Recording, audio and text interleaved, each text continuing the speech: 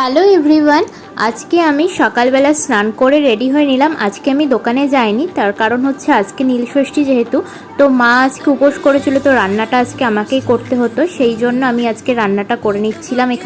এখানে দুপুরবেলা ভাত, তারপরে হচ্ছে মুগের ডাল করে নিলাম, আর সাথে ছিল আলু ভাজা আর পনির। তো পনিরটা এখানে কেটে নিলাম ফ্রিজ থেকে বার করে।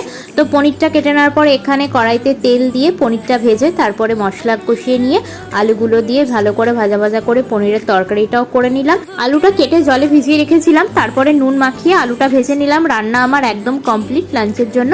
আর তারপরে এখানে একটু তরমুজ খেয়ে নিলাম, আর গরমকালে তরমুজ খেতে তো খুব ভালোই লাগে। আর তারপরে লাঞ্চটাও সেরে নিলাম। অনেকদিন আগেই ডটানকি থেকে দুটো প্রোডাক্ট অর্ডার করেছিলাম, আনবক্স করার সময় করে উঠতে পারছিলাম না বলে ভাবলাম আজকেই করে নিই, আজ যখন সময় আছে। তো একটা ফেস ওয়াশ আর একটা সানস্ক্রিন অর্ডার করেছিলাম, আর এগুলো ভীষণই ভালো গরমের জন্য। রাত্রে দোকান থেকে বাড়ি ফেরার পথে কিনে নিলাম চুরমুর। বাই।